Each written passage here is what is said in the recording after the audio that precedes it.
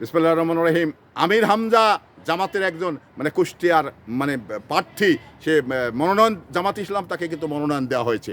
তো এখানে মানে মরহুমা বেগম খালেদা জিয়ার সন্তানকে নিয়ে যেভাবে মানে শিষ্টাচার বহির্ভূত বক্তব্য দিয়েছেন, যে ধরনের কুরুচিপূর্ণ বক্তব্য দিয়েছেন, এতে করে সারা দেশের মানুষ মানে ক্ষেপে উঠেছেন। সারা দেশের মানুষ তাকে জারক বলে মানে এই আমির হামজাকে জারক বলে আখ্যায়িত করছে। জারক মানুষ যদি না হয় তাহলে অন্যের মানে জন্ম নিয়ে, অন্যের নাম নিয়ে এই ধরনের বিতর্কিত মন্তব্য করতে পারে না।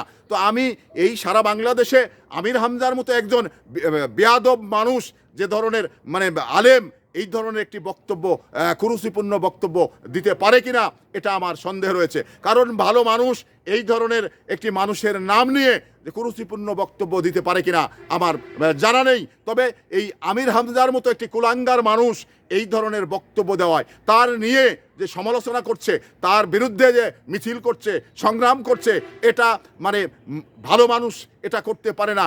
আমি মনে করি এই আমির হামজা এটি বেয়াদব, একটি কুলাঙ্গার, উনি ভালোভাবে পৃথিবীতে আসেনি, এটা আমি মনে করি।